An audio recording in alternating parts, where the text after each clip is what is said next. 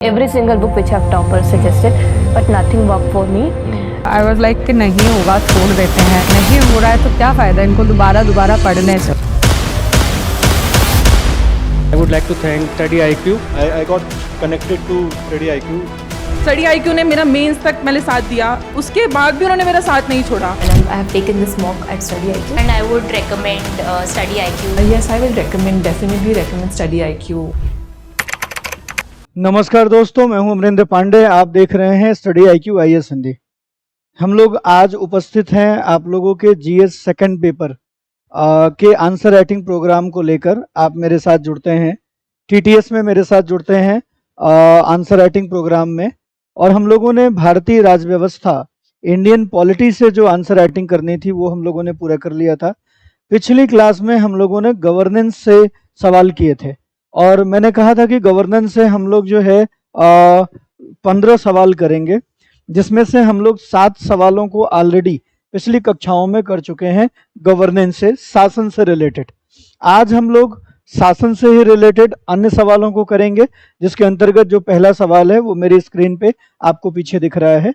Smart governance की अवधारणा को परिभाषित करें और भारत में इसके कार्यान्वयन के लिए हाल के पहलों का विश्लेषण करें। देखिए, स्मार्ट गवर्नेंस की बात करेंगे तो स्मार्ट गवर्नेंस का वैसे जो सरलतम हम उपयोग कहते हैं, स्मार्ट शब्द का अपना एक अर्थ होता है। जैसे स्मार्ट का मतलब होता है सिंप्लिसिटी, सरलता। ए का मतलब होता है अकाउंटेबिलिटी। एम का मतलब होता है मोरलिटी, अर्थात नैतिकता की बात करते हैं, जवाबदेहिता की बात करते हैं। रिस्पॉन्सिबिलिटी, आर का मतलब होता है ट्रांसपेरेंसी, पारदर्शिता। ये टी का मतलब होता है। तो स्मार्ट का मतलब होता है सरल हो, नैतिक हो, जवाबदेह हो, पारदर्शी हो, उत्तरदायी हो। तो इसको हम स्मार्ट गवर्नेंस की अवधारणा के साथ जोड़कर देखते हैं। इसके क्रियान्वयन के हाल के पहल की बात आपको करनी है कि क्रियान्वयन के लिए क्या पहल किए गए। ठीक है, तो परिचय में आपने यहाँ पे देखिए बताना शुरू किया कि स्मार्ट गवर्नेंस तकनीक का उपयोग कर दक्ष, पारदर्शी और नागरिक केंद्रित शासन है। और भारत में हाल में की पहलों में इसे लागू करने की दिशा में बहुत कदम उठाए गए हैं, लेकिन चुनौतियां भी इसके संबंध में हमें देखने को मिलती हैं। मतलब इसके संबंध में चुनौतियां भी हमें देखने को मिलती है। अब अगर हम मुख्य भाग की बात करें तो मुख्य भाग पे हम पाते हैं कि स्मार्ट गवर्नेंस कृत्रिम बुद्धिमत्ता, आर्टिफिशियल इंटेलिजेंस, AI की बात कर रहे हैं यहाँ पे, और इंटरनेट ऑफ थिंग्स और डेटा विश्लेषण जैसे तकनीकी उपकरणों का प्रयोग कर शासन को अधिक प्रभावी बनाता है। भारत में स्मार्ट सिटी मिशन ने शहरी शासन में तकनीकी एकीकरण को बढ़ावा दिया है, जिससे यातायात प्रबंधन और संसाधन उपयोग में सुधार हुआ है। मतलब ई स्मार्ट सिटी जो परियोजना है उसको हम ई शासन के लागू करने के संबंध में हम देख रहे हैं, हाल के पहल में देख रहे हैं। ठीक है, हाल के पहल में हम देख रहे हैं। इसी तरीके से अगर हम बात करेंगे तो हम क्या पाते हैं, हम पाते हैं कि ठीक है, इसी तरीके से अगर हम बात करेंगे तो हम यहाँ पे पाते हैं कि डिजिटल इंडिया पहल जो हमने देखी, डिजिटल इंडिया पहल, इसने भी ई गवर्नेंस पोर्टल के माध्यम से सेवा वितरण को सुगम बनाया है, पारदर्शी बनाया है, आसान बनाया है। इसी तरीके से नीति आयोग की AI नीति की बात करें, जो फेस रीडिंग की बात करता है, जो चेहरा पहचान प्रणाली जैसे कदम की बात करता है, वो स्मार्ट गवर्नेंस की दिशा में ये भी कदम है। तो हाल के कदमों की जब हम बात करें तो आप डिजिटल इंडिया की बात कर सकते हैं, आप नीति आयोग के AI पॉलिसी की बात कर सकते हैं, आप भारत में स्मार्ट सिटी के संबंध में चीज़ों को बता सकते हैं, आप जो हमने डेटा संरक्षण पॉलिसी बनाई है, नीति बनाई है, अधिनियम बनाया है, उसको इसके अंतर्गत आप दिखा सकते हैं। लगे हाथ चुनौतियां बनाना अंडरस्टूड होता है। हालांकि शहरी ग्रामीण डिजिटल अंतर में डेटा गोपनीयता की भी चिंता हमें इसके क्रियान्वयन में बाधा उत्पन्न करती है, और सरकारी कर्मचारियों में तकनीकी कौशल की कमी है, इनका प्रशिक्षण कम है, इसलिए समस्या है। और ग्रामीण क्षेत्रों में कनेक्टिविटी की समस्या है। तो आप छोटे छोटे पार्ट में आपने सवाल को बांटा। आपने सबसे पहले स्मार्ट गवर्नेंस क्या है बता दिया, देन आपने बताया कि किन किन पहलों से हम इसे लागू करने का, प्रभावी बनाने का प्रयास कर रहे हैं। फिर आपने बता दिया 2-3 इसमें क्या इसमें समस्या है। लगे हाथ हमने कहा कि एआई और डेटा उपयोग में नैतिकता और पारदर्शिता सुनिश्चित करने के लिए स्पष्ट दिशा निर्देशों की आवश्यकता है। इसके अलावा आप बताएंगे स्मार्ट गवर्नेंस भारत में शासन को परिवर्तित कर रहा है, लेकिन समावेशिता, डेटा सुरक्षा और क्षमता निर्माण पर भी ध्यान देने की आवश्यकता है। 150 शब्दों में लिखना है, कितना ही लिखेंगे? तो हमने 150 शब्दों में देखा कि हमने अगर इस पे हम नंबर लेने का प्रयास करें तो आधा नंबर हमारे पास यहाँ पर है, और नैतिकता पारदर्शिता सुनिश्चित करने के लिए स्पष्ट दिशा निर्देश है, तो आधा नंबर यहाँ पर है हमारे पास। इसके और आगे जाएंगे तो सरकारी कर्मचारियों में कौशल और संसाधनों की कमी यहाँ पर है। डिजिटल अंतर जो हमने देखा या गोपनीय चिंता की बात की, इसमें तो हम देखें तो 4 पॉइंट यहाँ लिख के 2 नंबर भी ले सकते हैं, ये आपके पास यहाँ पर दिखेगा, है ना। इसी तरीके से अगर हम डिजिटल इंडिया की बात करें तो नीति आयोग की बात करें, आधा नंबर, डिजिटल इंडिया पे आधा नंबर, स्मार्ट सिटी पे आधा नंबर, है ना। स्मार्ट सिटी पे हमारे पास आधा नंबर है, और इसकी जब परिचय हम दे रहे हैं तो हमारे पास आधा नंबर है, आधा नंबर है। और इसमें क्या क्या हम उपयोग करते हैं, आधा नंबर है। तो हमारे पास 1 नंबर यहाँ पे दिखा आपको, है ना, 1 नंबर यहाँ पे दिख गया है, और 1.5 नंबर ये है। तो इस तरीके से आपका 2.5 नंबर हो गया है, और 2.5 नंबर के बाद ये आपका 3 नंबर हो गया, और ये 4 नंबर हो गया, और ये 4.5 नंबर। अगर आप इनको थोड़ा चेंज करते हैं, जैसे हालांकि ग्रामीण शहरी डिजिटल अंतर डिजिटल अंतर को, तो आधा नंबर यहाँ है, डेटा गोपनीयता आधा नंबर यहाँ है, कर्मचारियों में तकनीकी कौशल की कमी आधा नंबर यहाँ है, और ग्रामीण क्षेत्रों की कनेक्टिविटी आधा नंबर यहाँ है। तो छोटे छोटे पॉइंट अगर ये बनाते हैं तो आपके 1 नंबर बढ़ने के चांसेस हैं। तो लगभग 5.5 से 6 नंबर के सवाल 5.5 के आसपास या 6 के आसपास आप जो है 10 में उत्तर कर रहे हैं, 10 में, है ना। आप 6 का उत्तर कर रहे हैं, 6 नंबर कर रहे हैं 10 में, तो आपको 5 मिल जाएगा। 50% बहुत होता है, बहुत होता है यहाँ पे, अगर आप 5 नंबर भी पाते हैं तो। ठीक, चलिए आगे बढ़ते हैं और अगले सवाल पे चलते हैं। अगले सवाल पे पहुंचने से पहले एक सूचना है, महत्वपूर्ण सूचना है जो आपको दे देना चाहिए। एडमिशन की जो अंतिम तिथि है वो 23 जून है, 23 जून है। आप देखेंगे 23 जून जो है वो इस बैच में, जो कि इवनिंग बैच है, प्रतिज्ञा लॉन्ग टर्म बैच है, इसमें एडमिशन लेने की अंतिम तिथि 23 जून है, और फीस आपको 33,999 पड़ेगा प्रतिज्ञा बैच। इस बैच में जुड़ने के लिए आप 2027 प्लान कर रहे हैं या 2028 प्लान कर रहे हैं, इस बैच के साथ जुड़ सकते हैं, इस बैच के साथ जुड़ सकते हैं। इस बैच के भीतर जो फीचर्स हैं वो भर के हैं। एक तो आप बेसिक पढ़ेंगे, एनसीईआरटी पढ़ेंगे, इसके अलावा पूरा कोर्स करेंगे प्री कम मेंस, है ना, प्री कम मेंस। इसके अंतर्गत भी आप जब प्रारंभिक परीक्षा देंगे तो पूरी फी आपकी रिफंड है। इसमें पीआरपी प्रोग्राम है, प्रीलिम्स रेजिडेंशियल प्रोग्राम है, इसमें मेंस रेजिडेंशियल प्रोग्राम है, साक्षात्कार का जो गाइडेंस है वो भी है, सब कुछ है। और लगभग 2.5-3 साल की वैलिडिटी के साथ आप 33,999 में जुड़ रहे हैं।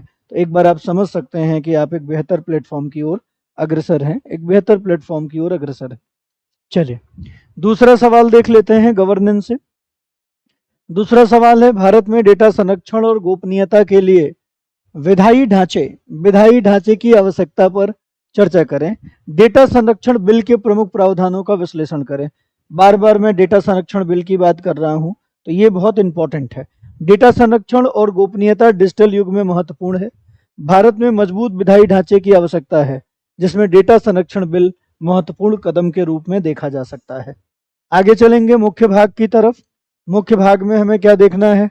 सबसे पहले हमें बताना है कि डिजिटल युग में डेटा उल्लंघन, गोपनीयता उल्लंघन से नागरिकों की सुरक्षा के लिए एक मजबूत विधायी ढांचे की आवश्यकता है। वैश्विक स्तर पे अगर हम बात करें तो जीडीपीआर जैसे ढांचे भारत के लिए प्रेरणा स्रोत हो सकते हैं। डेटा संरक्षण बिल स्थानीयकरण और उपयोगकर्ता सहमति जैसे प्रावधानों के माध्यम से गोपनीयता को सुनिश्चित करने का प्रयास करता है। जैसे जब भारत में डेटा संरक्षण बिल की बात आई, तो उसके बाद आप अगर किसी भी ऐप के साथ जाते हैं, जुड़ते हैं, या किसी भी ऐप का उपयोग करते हैं, तो वो ऐप आपसे आपके जानकारी, जो आपका डेटा की जानकारी है, जैसे आपका मोबाइल नंबर, आपकी ईमेल आईडी, या फिर आपके द्वारा जो भी सर्चिंग किया जा रहा है, उन सब का डेटा वो रख सकता है। इसकी अनुमति आपसे लेनी होती है। इसके लिए कुकीज आता है और उस कुकीज पे आपको एक्सेप्ट करने की बात होती है। अगर आप उस कुकीज को एक्सेप्ट करते हैं तो आपने सहमति दे दी है कि वो एप्लीकेशन जिसको आप उपयोग कर रहे हैं वो आपके डेटा की जानकारी रख सकता है और उसका अपने हिसाब से उपयोग कर सकता है। अगर आपने कुकीज को स्किप कर दिया और उसको नहीं किया तो ऐसी दशा में आपने सहमति नहीं दी है। मतलब आप जिस प्लेटफॉर्म का उपयोग कर रहे हैं वो प्लेटफॉर्म आपके डेटा को नहीं ले सकता, ना ही आपके डेटा को किसी और को दे सकता है, क्योंकि आपने सहमति नहीं दी है। तो ऐसा इसलिए हो पाया क्योंकि डेटा संरक्षण अधिनियम के अंतर्गत ऐसा ही बात की गई। यह एक स्वतंत्र डेटा संरक्षण प्राधिकरण की स्थापना की भी प्रस्ताव रखता है जो डेटा प्रबंधन की निगरानी करेगा। तो दो बातें लिख ली। हालांकि बिल में सरकारी निगरानी और छूट से संबंधित प्रावधानों ने विवाद उत्पन्न किया है, जैसे उद्योगों पर अनुपालन की बढ़ती लागत और नवाचार पर इसका प्रभाव भी चिंता का विषय है। ऐसा मानना है कि जो उद्योग हैं वो इन आधार पर अपने बहुत सारे क्रियाकलाप को नहीं कर पाएंगे और इसके कारण जो नवाचार है उस पर भी प्रभाव पड़ेगा। नागरिकों में डेटा अधिकारों की जागरूकता की कमी और संस्थागत तकनीकी क्षमता के अभाव के कारण ये जो डिजिटल युग में जो गोपनीयता का संरक्षण या डेटा उल्लंघन है ये ज़्यादा हो रहा है, क्योंकि लोगों में जागरूकता नहीं है और हमारे यहाँ संस्थागत तकनीकी क्षमता में भी अपर्याप्तता देखने को मिलती है। इस कारण से हमारे यहाँ जो डिजिटल प्रबंधन है या गोपनीयता का प्रबंधन है वो थोड़ा कमजोर है। लेकिन डेटा संरक्षण बिल गोपनीयता सुनिश्चित करता है, लेकिन निगरानी, जागरूकता, क्रियान्वयन पर ध्यान देकर इसे और प्रभावी बनाया जा सकता है। अर्थात जो डेटा संरक्षण बिल के अंदर जो प्रावधान है उन प्रावधानों को अगर हम संसाधनों की कमी और अन्य चीज़ों से हटकर अगर प्रभावी रूप से उस पर काम करें तो डेटा संरक्षण और गोपनीयता सुनिश्चित करना आसान और सरल हो जाएगा, ऐसा बताया जा रहा है। ठीक है। भारत में शासन में कृत्रिम बुद्धिमत्ता, शासन में कुल 5 ही 6 टॉपिक है और उनमें से उन टॉपिक में बहुत दम नहीं है। कभी ट्रांसपेरेंसी पूछी जाएगी, रिस्पॉन्सिबिलिटी पूछी जा रही है, लोकपाल अधिनियम पूछा जा रहा है, आरटीआई अधिनियम पूछा जा रहा है, तो आपसे सिटीजन चार्टर की बात हो रही है और स्मार्ट गवर्नेंस की बात हो रही है, ई गवर्नेंस की बात हो रही है और सुशासन की बात हो रही है। बस इतना ही पूरा का पूरा गवर्नेंस का टॉपिक ही है। तो ऐसी दशा में आपके लिए गवर्नेंस तैयार करना सरल हो सकता है और करंट अफेयर से जोड़ के समसामयिक रिलेवेंसी क्या हो सकती है उस पर आपको प्रश्न भी दिया जा रहा है, लगे हाथ उत्तर भी आप देख रहे हैं। भारत में शासन में कृत्रिम बुद्धिमत्ता एआई के उपयोग की संभावनाओं और नैतिक चुनौतियों की जांच करें। एथिक्स में भी आपने इसे पढ़ा है, जब एथिक्स भी आप पढ़ते हैं तो एथिक्स में भी एआई बुद्धिमत्ता की जो नैतिकता उसकी बात होती है और नैतिक चुनौतियां होती हैं। जैसे एआई शासन में दक्षता और नवाचार ला सकता है, लेकिन भारत इसके उपयोग में नैतिक और तकनीकी चुनौतियां भी हैं जिन्हें संबोधित करना भी आवश्यक है। जैसे एआई का मतलब होता है कि वो खुद में निर्णय करता होता है।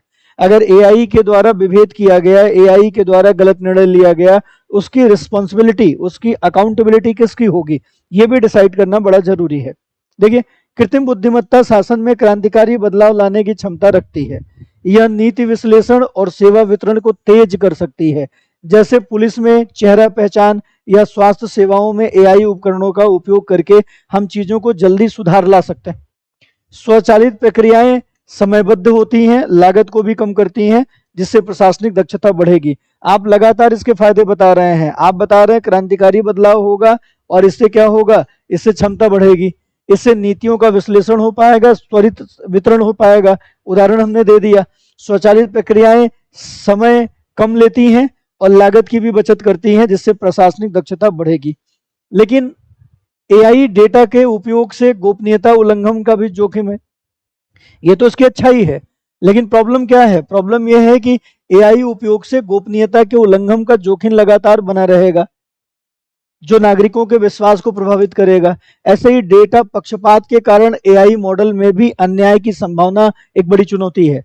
मतलब एआई बनाने वाला ही अगर पहले से किसी संकीर्ण मानसिकता का है तो एआई भी उसी तरीके का होगा और उसके द्वारा भी जो विभेद है वो किया जाएगा, पक्षपातपूर्ण व्यवहार किया जाएगा। भाई जैसे पेट्रोल टंकी में पेट्रोल भरने वाला कहता है कि साहब हम इसमें थोड़ी बैठ के नाप रहे हैं कि थोड़ा थोड़ा गिरा लें, भाई हमने रुपया फीड कर दिया, हमने आपके कार में या बाइक में हमने टंकी में लगा दिया नोजल, अब वो अपने आप ऑटो कट होगा। लेकिन प्रॉब्लम ये है कि वो जो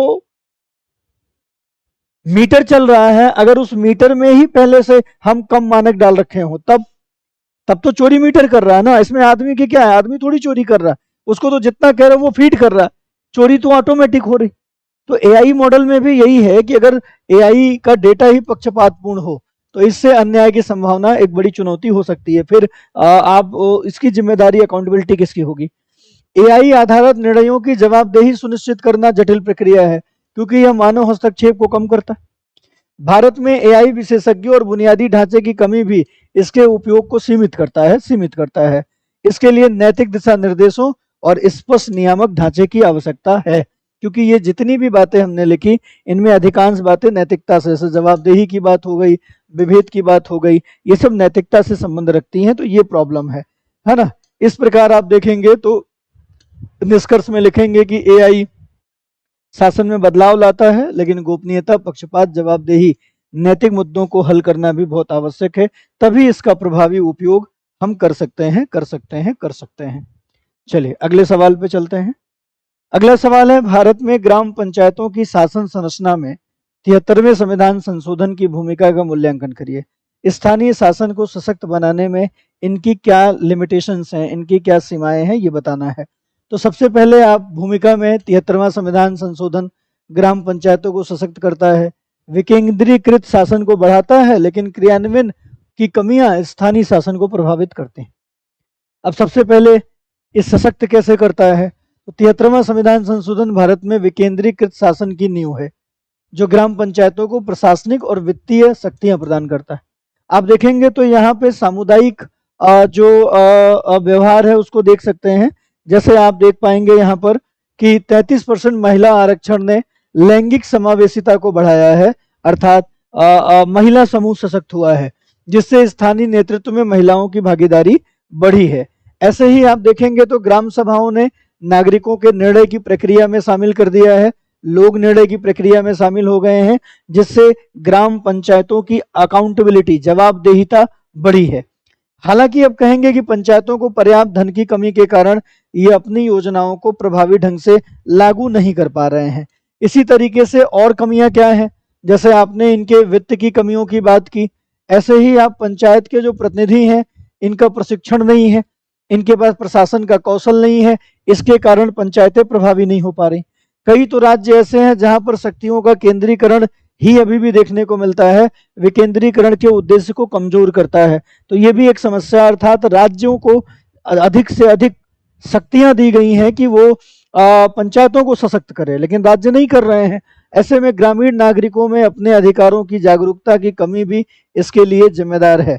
स्थानीय स्तर पर भ्रष्टाचार इस संशोधन के प्रभाव को और भी कम करता है। मतलब ये जो सशक्त बनाने की बात हुई, स्थानीय लेवल पे जो भ्रष्टाचार है वो भी इसको कम करता है।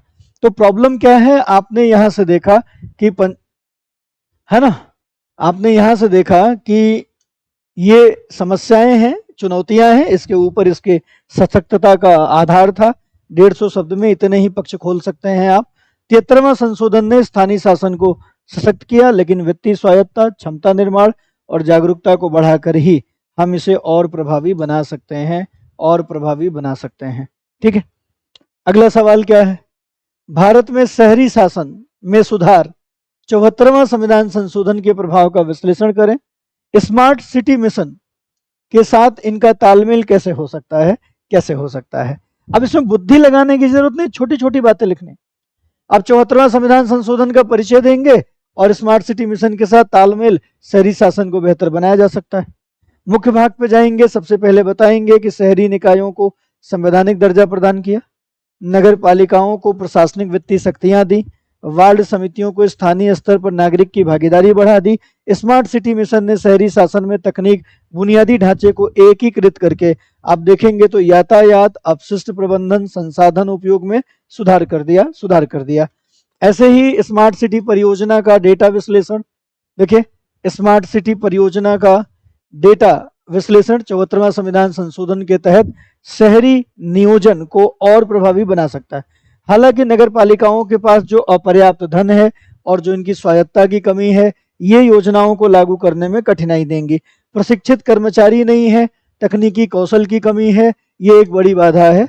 नागरिकों में शहरी शासन प्रक्रियाओं की जागरूकता की कमी भी स्मार्ट सिटी मिशन के लाभों को छोटे शहरों तक सीमित रहना या समग्र प्रभाव को कम करता है।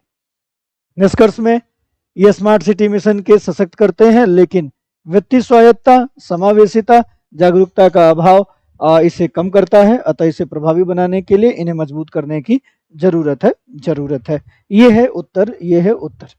ठीक है, आगे सवाल पे चलते हैं। देखिए, सेवा अधिकार अधिनियम ये लाया गया था। सेवा अधिकार अधिनियम ने भारत में सार्वजनिक सेवा वितरण को कैसे प्रभावित किया है, इसके क्रियान्वयन में प्रमुख चुनौतियां क्या हैं?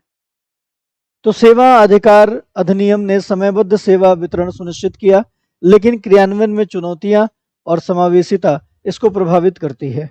जैसे अगर हम बात करें तो मुख्य भाग में सेवा अधिकार अधिनियम लिखना है।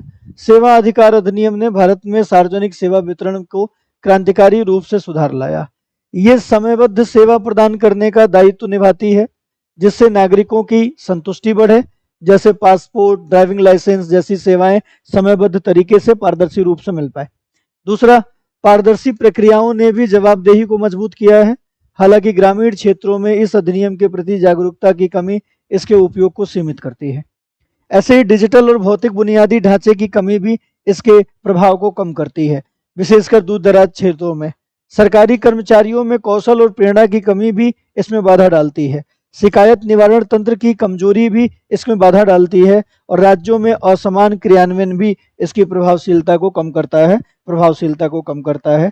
तो ये आप देखिए मल्टीपल स्विचेस हैं, बार बार हम चीज़ों को छोटे छोटे चीज़ों में बंटते जा रहे हैं। तो अलग अलग पॉइंट लिख के आप अधिकांश चीज़ें लिखेंगे तो आपको नंबर ज़्यादा से ज़्यादा मिलेंगे। निष्कर्ष में सेवा अधिकार अधिनियम ने सेवाओं की सही समय पर उपलब्धता सुनिश्चित की है, लेकिन जागरूकता, बुनियादी ढांचे के अभाव और निगरानी तंत्र के अभाव के कारण अभी भी ये प्रभावी ढंग से लागू नहीं है।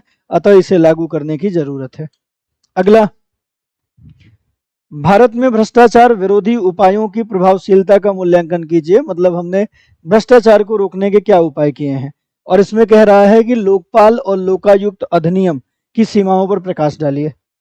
तो भारत भ्रष्टाचार विरोधी उपायों में शासन सुधार किया है, लेकिन लोकपाल लोकायुक्त बिल अधिनियम की सीमाएं भी इस प्रभावशीलता को कम करती हैं। मतलब ये बहुत तेजी से प्रभावी नहीं हो पाया है, हालांकि उपाय किए। जैसे अगर हम मुख्य भाग में जाएं तो सबसे पहले हम ये कह रहे हैं कि भारत भ्रष्टाचार विरोधी उपायों में शासन में हमने पारदर्शिता और जवाबदेही को बढ़ाया है। इस संबंध में हमने RTI कानून, केंद्रीय सतर्कता आयोग, डिजिटल भुगतान प्रणाली आदि को हमने आगे बढ़ाया। ई शासन को हमने अपनी व्यवस्था में शामिल किया, जो बताता है कि हम भ्रष्टाचार से निपटना चाहते हैं। इसी तरीके से लोकपाल अधिनियम ये भी उच्च स्तरीय भ्रष्टाचार की जांच के लिए एक स्वतंत्र निकाय के रूप में स्थापित हुआ, जो जवाबदेही को मजबूत करता है। तो भ्रष्टाचार के रोकथाम में तो ये भी एक प्रभावी कदम है। लेकिन क्या लोकपाल ऐसा कर पा रहा है? तो हम देखेंगे कि लोकपाल की नियुक्ति और कार्यप्रणाली में अक्सर हमें देरी देखने को मिलती है, जो इस प्रकार की जो जांच है, जो भ्रष्टाचार के उपाय है, उसको कम करता है। इसी तरीके से हम देखेंगे कि सरकारी प्रभाव के कारण भी इसकी स्वायत्ता पर सवाल उठे हैं। क्योंकि सरकार के जो अन्य संगठन है वो इनका काम करते हैं, इनका अपना कोई कार्यालय वगैरह नहीं है। नागरिकों में लोकपाल की भूमिका और प्रक्रिया की जागरूकता भी इसके लिए चुनौती बनी। इसके अलावा संसाधन और कर्मचारियों की कमी भी इसके क्रियान्वयन को प्रभावित करती है, और कई राज्यों में तो लोकायुक्तों का असमान क्रियान्वयन हुआ है। कई राज्यों में लोकायुक्तों को तो नियुक्ति ही नहीं दी गई है, जिसके कारण ये अधिनियम उतना प्रभावी नहीं हो सका है और भ्रष्टाचार को रोकने में कहीं न कहीं असमर्थ रहा है। भ्रष्टाचार को रोकने में असमर्थ रहा है। लगे हाथ निष्कर्ष देख लेते हैं। तो भ्रष्टाचार विरोधी उपाय यद्यपि प्रभावी हैं, लेकिन लोकपाल की स्वायत्ता, संसाधन की पर्याप्तता और जागरूकता को बढ़ाकर हम इसे मजबूत ढंग से लागू कर सकते हैं। हम भ्रष्टाचार को अधिक उपाय के रूप में स्थापित कर सकते हैं। ये निष्कर्ष के रूप में आप देखेंगे, आप लिखेंगे। इसी तरीके से हम भारत, एक और सवाल देख लेते हैं। भारत में नीति क्रियान्वयन में गैर सरकारी संगठनों की भूमिका की चर्चा कीजिए। एनजीओ की चर्चा की बात हो रही है, एनजीओ की चर्चा की बात हो रही है। उनके विनियमन से संबंधित हाल के विवादों का विश्लेषण कीजिए। तो आप देखिए, एनजीओ की नीति क्रियान्वयन में महत्वपूर्ण भूमिका निभाते हैं, लेकिन एफसीआरए जैसे विनियमन विवादों की उनकी स्वायत्ता, प्रभावशीलता को सवाल उठाते हैं, है ना। ये जो एफसीआरए कानून है, जो विदेशी धन शोधन अधिनियम है, इस मामले में जो कानून है ये एनजीओ को बहुत कमजोर कर देते हैं, बहुत कमजोर कर देते हैं। देखिए, मुख्य भाग में हम लिखेंगे गैर सरकारी संगठन भारत में नीति क्रियान्वयन में महत्वपूर्ण योगदान देते हैं, विशेषकर स्वास्थ्य, शिक्षा और पर्यावरण जैसे क्षेत्रों में महत्वपूर्ण भूमिका निभाते हैं। ये संगठन जमीनी स्तर पर काम करते हुए ग्रामीण और वंचित समुदायों तक सरकारी योजनाओं को पहुंचाते हैं, ये इनका महत्वपूर्ण काम है, और नीतियों के लाभों के प्रति नागरिकों को जागरूक करने में महत्वपूर्ण भूमिका निभाते हैं। लेकिन इनकी स्वायत्ता, स्वतंत्रता थोड़ी कमजोर हुई और इनके द्वारा कुछ ऐसे कृत्य भी किए गए जिसने लोगों में एनजीओ के प्रति विश्वास कम किया। इस कारण भी इसकी प्रभावशीलता थोड़ी कम होती है। जैसे 2020 में एफसीआरए संशोधन विदेशी धन के उपयोग पर सख्त नियम लागू करते हैं, जिससे एनजीओ की जो विदेशों से फंडिंग थी वो बंद होती है, तो वित्तीय स्वायत्ता प्रभावित होती है। सरकार यह तर्क देती है कि यह संशोधन धन के दुरुपयोग को रोकने के लिए है, लेकिन छोटे एनजीओ पर अनुपालन का बोझ और उनके बंद होने का खतरा जो है वो इस कारण बढ़ गया। ऐसे ही सरकार और एनजीओ के बीच विश्वास की कमी ने भी सहयोग को कमजोर किया। सरकार का मानना है कि एनजीओ के द्वारा मैक्सिमम जो है वो भ्रष्टाचार किया जाता है। ऐसे ही पारदर्शिता और स्वायत्ता के बीच संतुलन स्थापित करना भी एक बड़ी चुनौती थी। एनजीओ ने ही पारदर्शिता नहीं दिखाई, और पारदर्शिता न होने पे स्वायत्ता अपने आप चली गई। लोगों का भी एनजीओ के प्रति जो अविश्वास है, उस अविश्वास ने एनजीओ की भूमिका को कहीं न कहीं सीमित किया। ऐसे में निष्कर्ष में लिखेंगे कि एनजीओ नीति क्रियान्वयन को सशक्त करते हैं, लेकिन संतुलित विनियम और सहयोग के अभाव में इसकी प्रभावशीलता कम होती है, तो उसे बढ़ाकर हम प्रभावशीलता को बढ़ा सकते हैं। ये था हमारा कुल जो बात थी, गवर्नेंस से सवाल करने थे, तो गवर्नेंस के सारे टॉपिक से हम लोगों ने सवाल किए, गवर्नेंस के सारे टॉपिक से हम लोग जो है सवाल किए।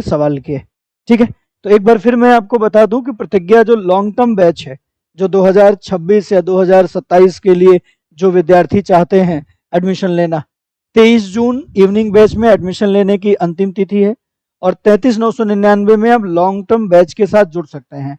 ध्यान रखिए, लॉन्ग टर्म बैच में आप जो है वैलिडिटी बड़ी होती है, और अगर आप मान लीजिए 2026 के लिए या 2027 के लिए तैयार हो रहे हैं या 2028 के लिए तैयार हो रहे हैं, तो इस बैच के साथ जुड़ सकते हैं। एपी लाइव कोड का इस्तेमाल करेंगे तो 33,999 रुपए में आपको ये बैच मिल जाएगा।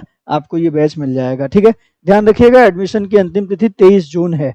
इसके बाद फिर आपको इंतजार करना पड़ेगा, और इंतजार करने में एक लंबा समय निकलता है, तो जरूरत नहीं है, आप तुरंत के तुरंत एडमिशन कर सकते हैं, जुड़ सकते हैं। तो आगे अब हम लोग अगली जो कक्षा है, गवर्नेंस पूरा हम लोगों ने कर लिया है, आगे जो क्लासेस होंगी उसमें हम लोग सोशल जस्टिस और राइट इशूज, अधिकार संबंधी मुद्दे, इनसे सवालों को करेंगे, और 15 सवाल हम लोग सोशल जस्टिस और राइट इशूज से मिलाकर करेंगे, और 15 सवाल हम लोग आईआर से करेंगे। तो आप इसी तरीके से हर दिन जुड़ते रहिए। टीटीएस में क्लास आती है ये, और एमडब्ल्यूएफ में आती है पीएसआईआर ऑप्शनल का आंसर राइटिंग, तो आप इस आंसर राइटिंग के साथ जुड़ सकते हैं। आज के लिए बस इतना ही, धन्यवाद, जय हिंद। क्लास को लाइक और शेयर करना मत भूलिएगा, धन्यवाद। Every single book which have toppers suggested, but nothing worked for me. I was like कि नहीं होगा, छोड़ देते हैं, नहीं हो रहा है तो क्या फ़ायदा इनको दोबारा पढ़ने से। I would like to thank Study IQ. I got connected to Study IQ. Study IQ ने मेरा मेंस तक मैंने साथ दिया, उसके बाद भी उन्होंने मेरा साथ नहीं छोड़ा। And I have taken this mock at Study IQ, and I would recommend Study IQ. Yes, I will definitely recommend Study IQ.